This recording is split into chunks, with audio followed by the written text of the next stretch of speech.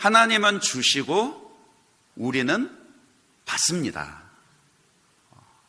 우리가 지금 하나님을 예배하기 위해서, 하나님께 예배를 드리기 위해서 모여 앉아 있지만, 사실 우리가 하나님께 이 예배를 드림도 하나님이 먼저 우리에게 와주셨고 불러주셨기 때문이죠.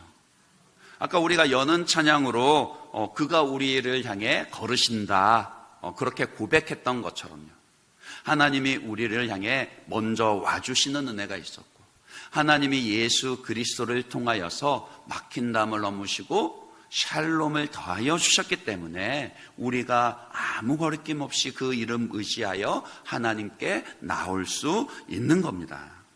그러니까 그 은혜로, 그러니까 하나님이 우리에게 베푸신 은혜를 가지고 다시금 하나님을 높여드리는 거죠. 그러니까 은혜 중에서도요, 가장 큰 은혜가 뭐냐? 여러분들 어떤 은혜를 사모하십니까? 오늘 예배에 나오실 때는 어떤 은혜를 사모하며 나오셨습니까? 또 내일부터 시작되는 특세에는 어떤 은혜를 간구하십니까? 그런데 그 어떤 은혜보다도 가장 큰 은혜는 뭐냐? 결국에는 하나님 아버지와의 친밀함이라는 거예요. 먼저 주십니다. 하나님이 하나님 자신을 우리에게 주시고, 그 은혜로 인하여서 우리도 기쁨으로 하나님께 나 자신을 올려드립니다. 그 은혜야말로 가장 큰 은혜죠. 남아있는 이 2025년 하반기 가운데 여러분의 10년 가운데 무엇보다도 이 하나님과의 친밀함이, 주님과 동행하는 은혜가 충만하시기를 주님의 이름으로 다시 한번 더 축복합니다. 그런데요, 은혜는 사모하여서 하나님께 은혜를 받는 것도 중요한데요, 받은 은혜를 계속해서 간직하고 그 은혜로 열매를 맺는 것은 더 중요합니다. 제게는 그래서 늘 은혜를 생각할 때 이것이 고민이 돼요. 왜 은혜를 받았음에도 불구하고 변화되지 않는가? 왜 은혜를 받았음에도 불구하고 그 은혜를 계속해서 유지하지를 못하나? 모든 것이 은혜,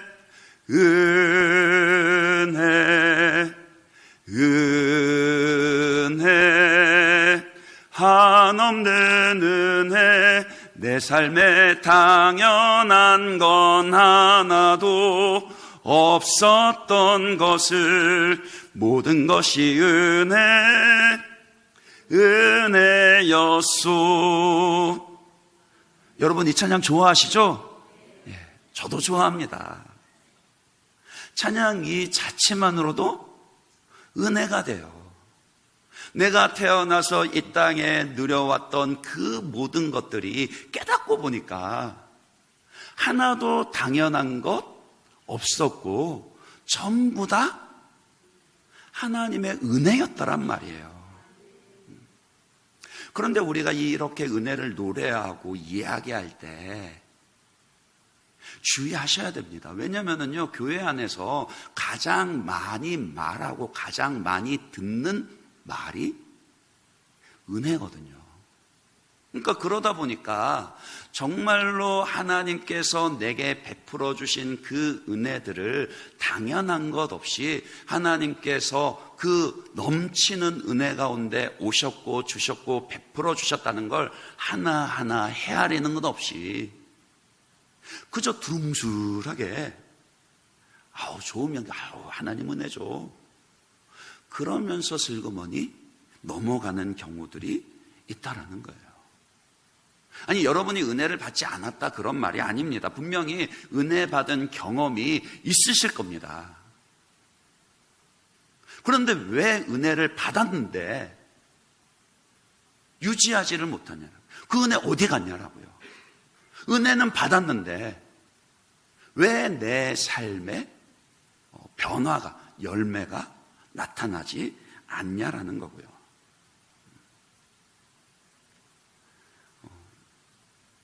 이제 오늘은 그래서 그 점을 여러분들과 함께 생각을 해보려고 합니다. 어떻게 하면 그러면은 우리가 은혜 아래 머무르는 삶을 살 수 있을 것인가? 먼저는 꼭 기억하셔야 됩니다. 죄가 있는 곳에는 은혜가 흐르지 않습니다. 죄는요, 하나님의 은혜가 우리에게 흘러 들어오는 것을 막습니다.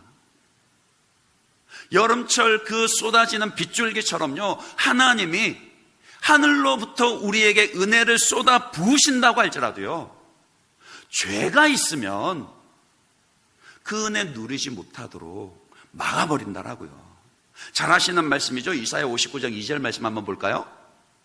여러분들 한번 같이 읽어봐 주십시오. 이사야 59장 2절 같이 읽습니다. 시작.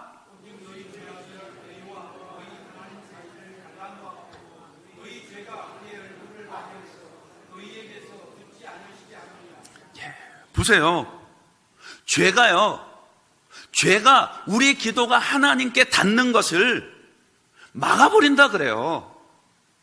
그런데 아래에서 위로 올라가는 것만 막겠습니까? 이 말씀 무슨 말씀이에요? 죄는요, 우리의 기도가 올라가는 것도 막지만 하나님의 은혜가 쏟아져 내리는 것도 막아버립니다. 그래서 우리는 이 죄를요, 하나님 우리에게 은혜 주시려고 하시는데, 은혜를 주시고 계시는데, 그 은혜를 막고 있는 이 죄를요, 특별히 반복해서 범함으로 말미암아 반복된 행위로 습관이 되어버린 죄의 습관을 깨버려야 됩니다. 죄의 습관을 버려버려야 합니다. 그래야지 베푸시는 대로 하나님의 은혜가 내 심령에, 내 삶에, 우리 가정에, 우리 교회에 차고 흘러 넘치게 되는 것이죠. 여러분들 여러분 자녀들 스마트폰 계속 들여다보고 있는 습관, 그것 때문에 많이 싸우시죠? 아마 할아버지 할머니들은 그 자녀 되시는 부모님들이 그 자녀들 때문에 그것 가지고 많이 싸우는 거 보셨을 거예요. 지나치게 그것만 들여다보고 있으니, 게임만 하고 있으니 사실 그것만큼 꼴보기 싫은 게 없죠. 근데 하나님 우리 보실 때도 마찬가지라고요. 하나님 우리 보실 때에도 우리에게 그런 잘못된 습관들, 버려야만 하는 그런 죄의 습관들이 있다라는 겁니다. 오늘 주보에도 여러분에게 그 책 소개를 해드렸습니다마는 그 버리기 잘한 습관들이라는 그 책을 보시면은요, 우리가 버려야 할 그런 죄의 습관들을 하나하나 그런 짧은 묵상 가운데 열거를 하고 있거든요. 기분대로 하는 습관, 그러니까 내 기분 내키는 대로 행하는 습관, 분노하는 습관, 미루는 습관, 무기력한 습관, 상처받는 습관, 분주한 습관, 후회하는 습관, 포기하는 습관, 기도하는 걸 멈추거나 쉬는 습관, 미워하는 습관, 무절제한 습관, 훨씬 더 남았어요. 그러니까 생각 이상으로 우리가 버려야 할 습관들이 굉장히 많습니다. 모임도 습관이에요. 모임도요. 히브리서 10장 25절 말씀에 보면은 뭐라 그랬습니까? 모이기를 패하는 어떤 사람들의 습관과 같이 하지 말고. 그러니까 세상 사람들의 지금 습관은 뭐냐면은 모이기를 패한다라는 거예요. 특별히 은혜를 사모하는 그 모임을 패한다라고요. 모임도 습관입니다. 모이지 않는 것도 습관입니다. 여러분의 그 모임을 가만히 한번 생각해 보세요. 모여서 함께 떠들고 놀 때는 참 즐거운데 헤어져서 돌아서면은 그냥 마음이 공허해지고는 하지 않습니까? 왜 그래요? 모여서 남을 세워주고 격려해주고 하나님을 높여드리고 하나님의 사랑을 전하는 그런 말을 하기보다는 그 자리에 없는 다른 사람 험담하고 정죄하고 판단하는 불평하는 그런 말들만 하니까요.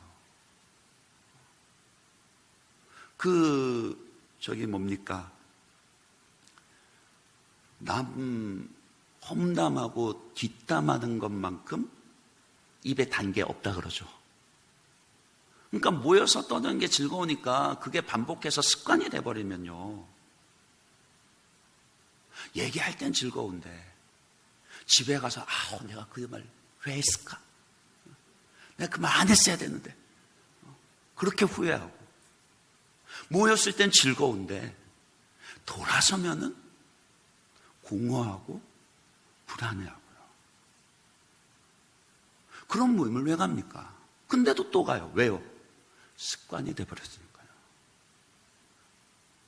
전도할 목적이 분명하지 않으면요, 그런 모임은 멀리 하시는 게 좋습니다.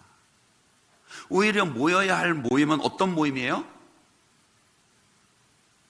다음 주부터 목장 모임 시작합니다. 은혜의 모임이에요.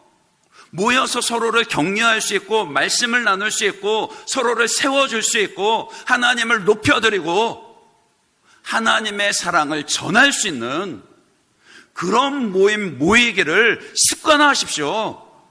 그러셔야 됩니다. 그거 아세요? 감정도 습관입니다. 감정이라고 해서요, 내가 느끼는 대로 그렇게 흘러가는 것이 아니라 사실은 감정도 반복이 되면요, 습관이 돼요. 가만 한번 둘러보시면요, 이상하게 화내는 사람이 자꾸 화낼 겁니다. 왜요? 분노가 습관이 되어 있거든요. 아니, 별일도 아닌데 뭐 그렇게 공격한 것도 아니고 따진 것도 아닌데 그냥 여느 사람 같으면, 여느 경우 같으면 그냥 지나갈 말도 그 사람은 그냥 버럭해버려요. 왜요? 분노가 습관이 되어 있으니까요. 이런 말 하지 마십시오. 나는 뒤끝 없어. 자기가 뒤끝이 없죠. 왜냐하면 자기는 마음에 쏟아진 거 그냥 확 다 쏟아냈으니까 거기에 뒤끝이 있을 거 뭐 있습니까? 근데 상처받은 사람은요, 그거 좋은 거 아닙니다. 내 감정을 있는 대로 그렇게 쏟아내고 그렇게 금방 지나면 후회할 것을 그렇게 드러내는 거, 그거 습관을 고치셔야 합니다. 우울해하는 것도 습관이에요. 왜 우울해하십니까? 맞죠. 목사님, 나를 힘들게 하고 우울하게 하는 일이 얼마나 많은데요. 그럴 수 있어요.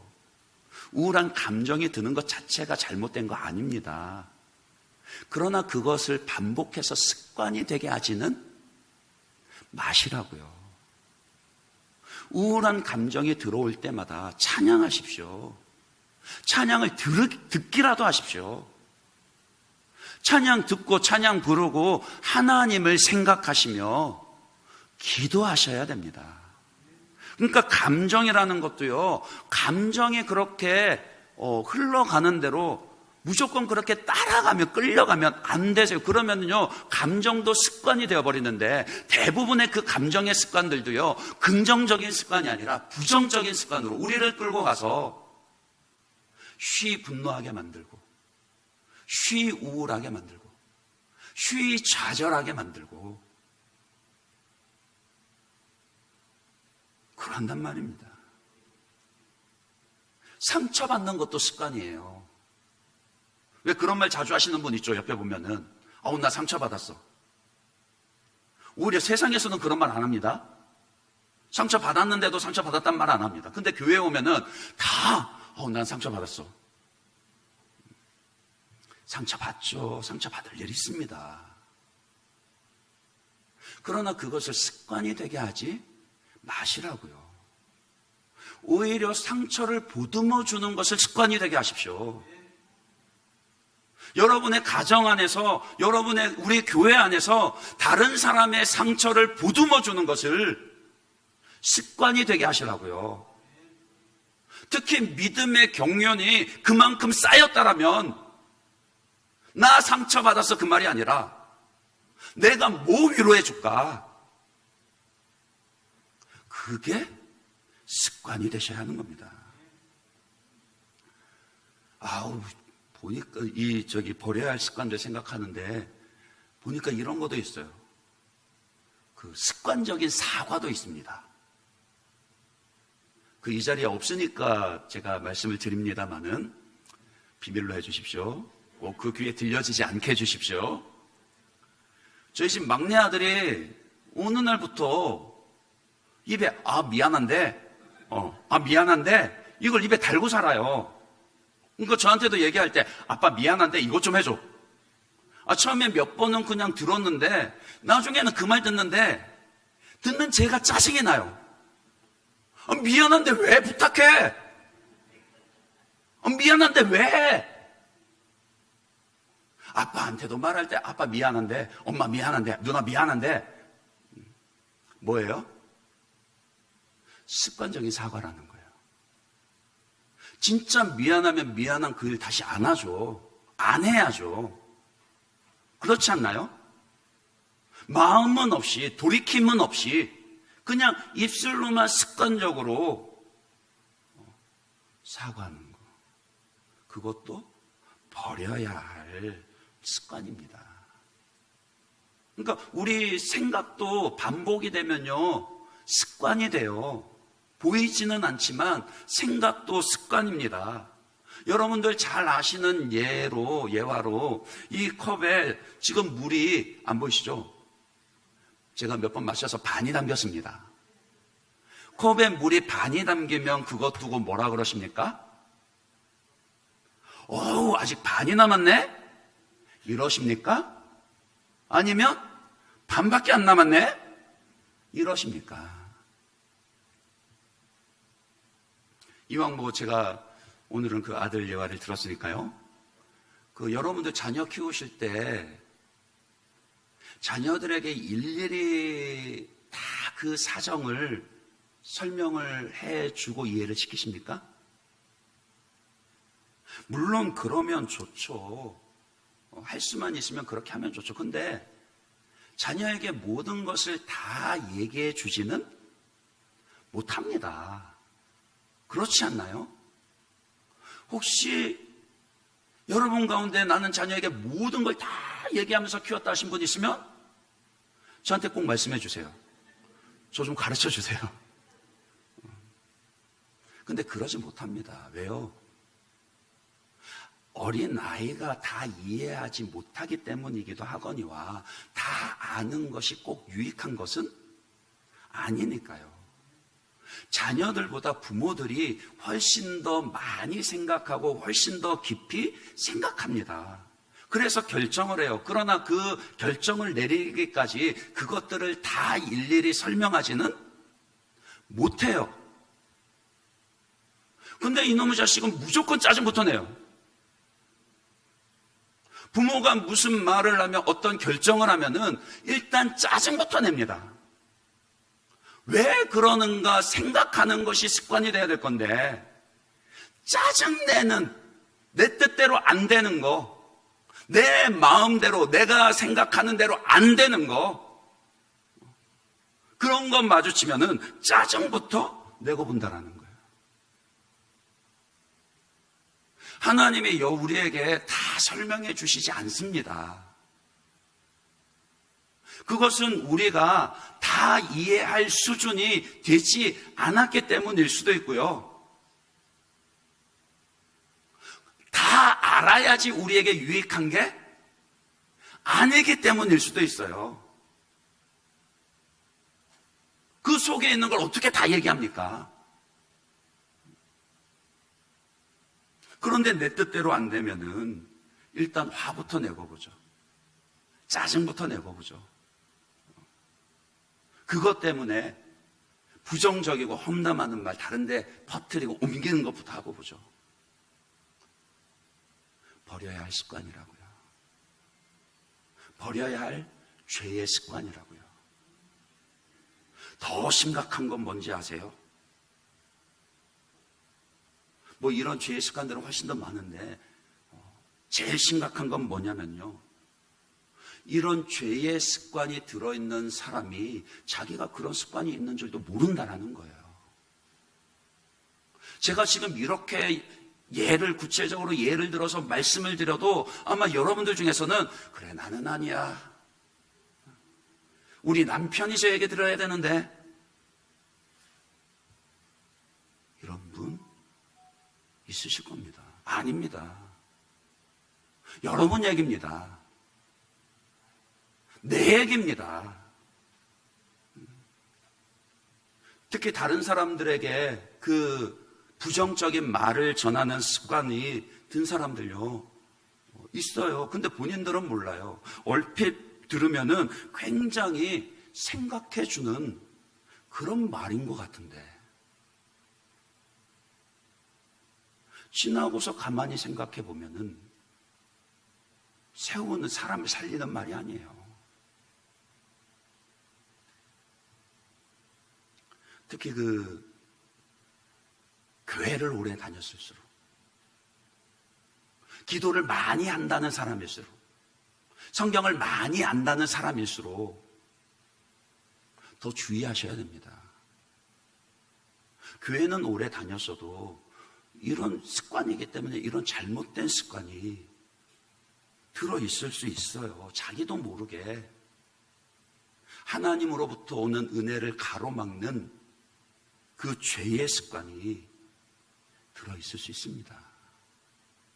그렇기 때문에 우리는 나를요, 남편이 아니라, 아내가 아니라, 김 집사님이 아니라 나를 성찰하고 경계해야 합니다.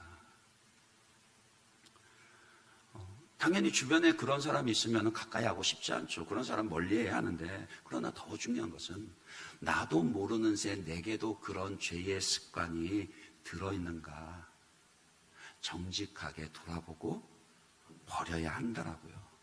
그래야 은혜가 내 삶에 흐르게 됩니다.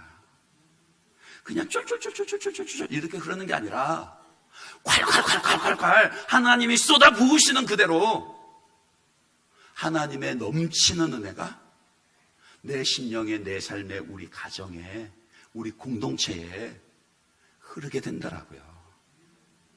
주의 성령께서 이 시간 여러분의 마음의 눈을 밝히셔서 나도 모르게 들어있는 그런 죄의 습관들을 보게 하시고 버리게 하심으로 은혜의 그 통로를 회복해 하시는 그런 복이 임하기를 주님의 이름으로 다시 한 번 더 축복합니다. 그리고 죄의 습관이 있다라면은 당연히 무슨 습관도 있겠어요? 은혜의 습관도 있습니다. 죄의 습관은 버려야 하는 것이 마땅한 거고요. 은혜의 습관은 세우고 강화해야 되겠죠. 우리 몸에 그것이 철석같이 배이게 해야 하는 것이죠. 은혜의 습관을 견고하게 해야 하나님 쏟아 부으시는 그 은혜의 통로를 넓히는 것이고 튼튼하게 하는 것입니다. 로마서 5장 1절 2절 말씀 한번 볼까요? 로마서 5장 1절 2절 말씀요, 같이 한번 읽어봅니다. 읽어주십시오. 같이 시작.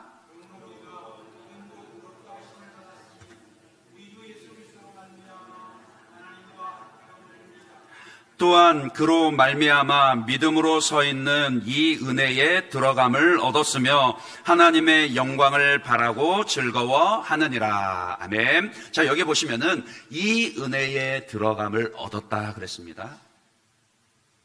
은혜에 들어갔다 그랬어요. 그러니까 다시 말해서 우리에게 이 은혜의 습관이 견고해지면 어떤 유익을 누리느냐, 당장 무엇에서부터 두드러지게 변화가 나타나느냐. 첫 번째는요, 그 1절 말씀에 예수 그리스도로 말미암아 하나님과 화평을 누리게 됩니다. 하나님과 친밀함을 누리게 됩니다. 여러분들이 어떤 상황, 어떤 자리, 어떤 일들을 마주하고서도 하나님과의 친밀함을 누리게 됩니다. 내일 새벽에 다시 더 말씀을 드리겠습니다만은요, 고난 때문에 우리가 감사를 잃어버리는 거 아니에요. 하나님과의 친밀함이 있으면요, 고난 중에도 환난 중에도 기뻐하고 감사할 수 있습니다. 은혜의 습관이 견고해야 하나님과의 그 친밀함을 잃어버리지 않고 더 풍성하게 누린다라고요. 그리고 2절에서 또 계속 보시면은 또한 그로 말미암아 믿음으로 서 있는 이 은혜라 그랬어요. 그러니까 은혜의 습관이 견고하면요, 믿음 위에 굳건하게 서게 됩니다. 흔들리지 않습니다. 다른 사람들이 뭐라 하든지 간에, 세상이 어떻게 흘러가든지 간에, 누가 나에게 뭐 하는지 아니면 상황이 어떻게 바뀌든지 그런 거에 흔들리지 않고 믿음이 견고하게 서게 됩니다. 은혜의 습관이 견고한 사람에게 나타나는 복이요 특징이에요. 그리고 마지막으로 하나는 뭡니까? 아까도 가장 큰 은혜가 이것이라 그랬는데, 하나님의 영광을 바라고 즐거워하느니라. 하나님과의 친밀함, 하나님을 기뻐할 뿐만, 당연히 하나님을 사랑하고 기뻐하니 하나님의 영광을 즐거워한다, 바라고 즐거워한다라고요. 내 영광보다 하나님의 영광을 더 사모하고 바라고 즐거워하게 되는 그 모습이요, 누구에게요? 은혜의 습관이 견고한 자에게 나타나게 됩니다. 이것을 더 자세하게 말씀드릴 수는 없고, 이와 같은 유익이 있는데 당연히 그러면 우리가 어찌해야 되겠습니까? 죄의 습관들은 버리고 은혜의 습관을 세워가야 되겠죠. 아멘이십니까? 근데 문제는 뭐냐면, 이게 마음 먹는다고 해서 저절로 되는 게 아니라는 거예요. 그렇지 않나요? 아마 여러분들이 마음 가운데서는 그래 목사님 맞아요, 제가 들어보니까 저에게 이러한 죄의 습관이 있었는데 그거 버려야죠. 맞아요, 제가 은혜의 습관을 들여야죠. 그 경상도 말로 단디라고 하는데 들어보셨어요? 단단히 야무지게 단디 결심을 해도 마음 먹는 것만으로는 안 된다라고요.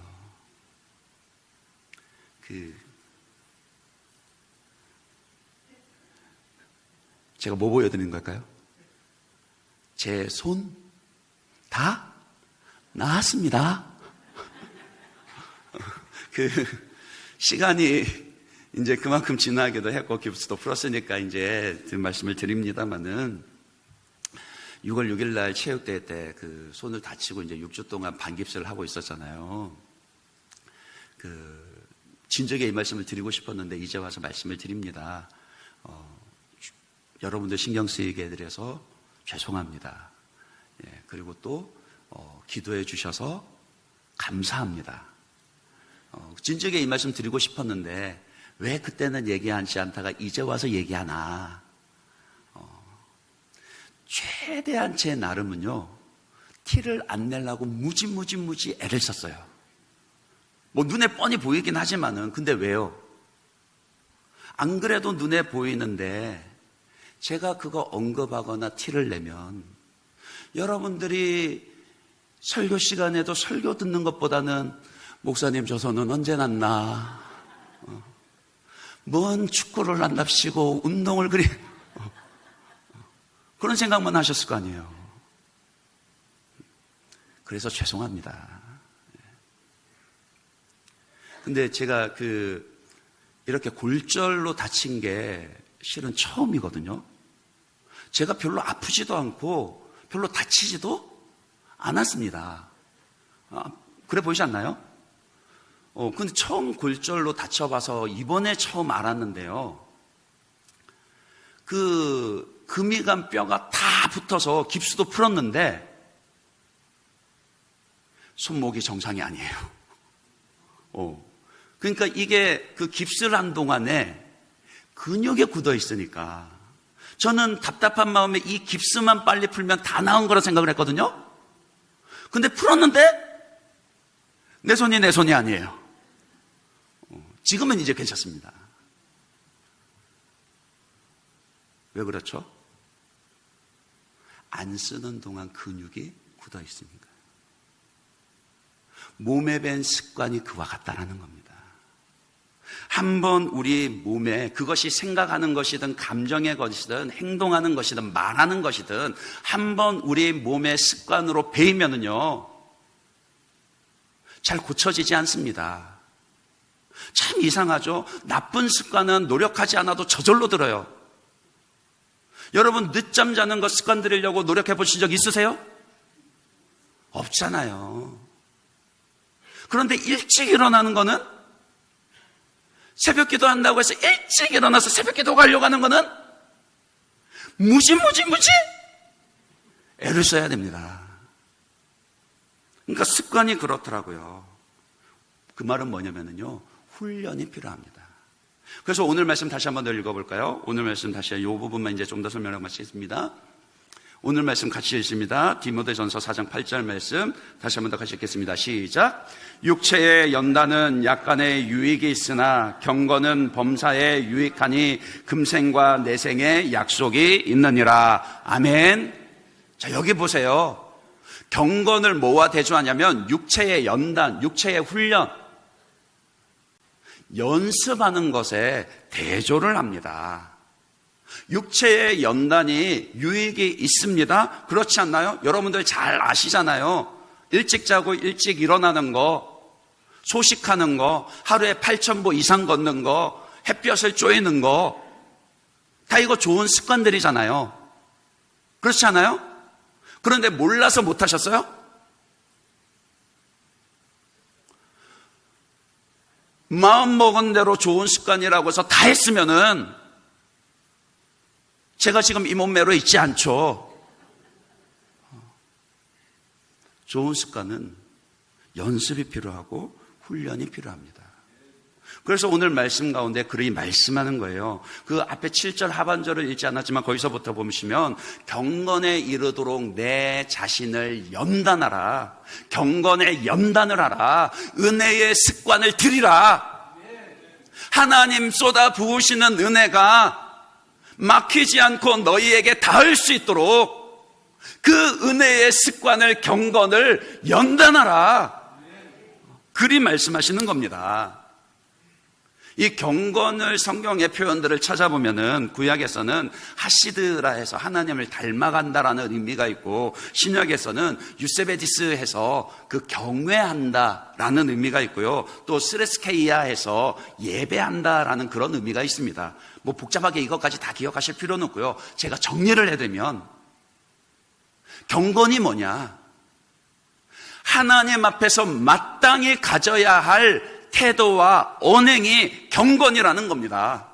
그런데 그 경건이 마땅히 가져야 하는 것이지만 우리가 마음 먹는다고 해서 저절로 되는 건 아니기 때문에 반드시 그 경건을 연단하고 훈련해야 된다라고요.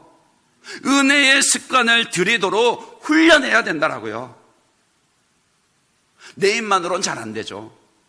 그러니 하나님 간구해야죠. 성령님께서 도와주시도록 간구해야 됩니다. 그러니까 우리가 그 우물을 기를 때도 예전에 우물 있잖아요. 우물을 기를 때도 그렇고 물길을 틀 때도 그랬습니다. 먼저는 한번 그 막힌 물길을 빵 뚫어줘야 돼요. 그러고 나서 다시 막히지 않도록 그 길을 경고해야 하는 겁니다. 우리가 성령님께서 도와주시기를 간구하고 기도하고 결단한 대로 은혜의 습관을 들이려고 하면요, 성령님 여러분을 도와주십니다. 여러분이 그 은혜를 사모하고 간구하면 은혜를 주십니다. 고린도후서 2장 6장 2절 말씀 한번 볼까요? 거기에 보시면 하나님 분명히 이렇게 말씀하셨습니다. 이르시되 내가 은혜 베풀 때에 너에게 듣고 구원의 날에 너를 도왔다 하셨으니 보라. 여기서부터 같이 읽어볼까요? 보라, 지금은 은혜 받을 만한 때요. 보라, 지금은 구원의 날이로다. 아멘. 무슨 뜻입니까? 보라, 지금은 은혜 받을 만한 때요. 우리가 은혜를 사모하고 은혜의 습관을 들여서 그 은혜의 길을 활짝 열어놓기를 훈련하면은 하나님께서도 도와주신다고요. 성령님께서도 도와주신다고요. 이 말씀 붙잡고 은혜의 길을 여셔야 됩니다. 올해 우리 교회 표어가 뭐죠? 네, 감사합니다. 다시 한번 그 주보 잠깐 볼 기회를 드릴게요. 3초 드릴게요. 2025년 우리 예일교회 표어가 뭐죠? 감사로 주님과 동행하는 교회. 내일이 9월 1일입니다. 오늘 예배 나가실 때요, 꼭 이 감사 노트 가지고 가셔서 감사 노트 작성하는 거를 습관화하십시오. 특별히 우리가 드려야 할 그 은혜의 습관 가운데는 감사의 습관요, 말씀의 습관, 묵상의 습관, 기도의 습관, 우리 언행의 습관, 예배의 습관이 있습니다. 목사님 뭐 또 좀 뻔한 얘기 하시는 것 같은데요? 예, 맞아요. 뻔한 얘기입니다. 근데 생각해 보세요. 2000년이 넘게 그 많은 목사들이 왜 그 뻔한 얘기들을 하고 또 했겠습니까? 다른 길이 없거든요. 아마 여러분들 가운데서도 목사님 그거 상반기 때 했는데 또 해요? 그러실 수 있지만 또 합니다. 왜요? 감사가 아직 습관이 되지 않았으니까요. 될 때까지 해야죠. 범사에 감사하는 것이 습관이 돼서, 그래서 늘 항상 주님과 동행하는 그런 성도 되어야 할 거 아닙니까? 올해가 가기 전에요. 그러니까 하반기라고 하지만은 사실은 절반이 아닙니다. 9, 10, 11, 12월 4개월입니다. 2025년 이 해가 가기 전에 여러분이 감사가 여러분에게 습관이 되게 한다면은 분명히 이 2025년이 여러분 모두에게 특별한 은혜가 될 줄로 믿습니다. 매일 아침 눈 떴을 때 여러분의 입술에서 나오는 첫 마디가 감사가 되게끔 은혜의 습관을 훈련하십시오. 매일 밤 잠들기 전에 여러분이 마지막 하는 말이 감사가 되도록 은혜의 습관을 훈련하십시오. 말씀을 맺겠습니다. 하나님에게도 습관이 있습니다. 하나님은 우리에게 은혜를 베푸시는 것이 습관이세요. 하나님은 언제나 우리에게 은혜를 베푸시고 또 베푸십니다. 문제는 우리가 그 은혜를 사모하지 않는 것과 또 그 은혜를 베푸실 때 받은 은혜를 간직하고 열매 맺는 준비가 되어 있지 않는 것이죠. 은혜 받을 그릇을 준비하십시오. 더 큰 은혜 받을 그릇을 준비하십시오. 은혜의 습관을 훈련하셔야 됩니다. 죄의 습관은 버리고 은혜의 습관을 견고하게 하는 이 경건의 훈련을 통하여서 항상 은혜 아래 머무르는 삶이 되시기를 주님의 이름으로 축원합니다. 이 시간 우리 주님, 제가 은혜의 습관 드리기를 원합니다. 감사가 저의 습관 되기를 원합니다. 남은 하반기 가운데 감사가 제 습관이 되게 해주십시오. 우리 이런 소원 가지고 범사에 감사를 주신 믿네 함께 찬양하고 기도하도록 하겠습니다.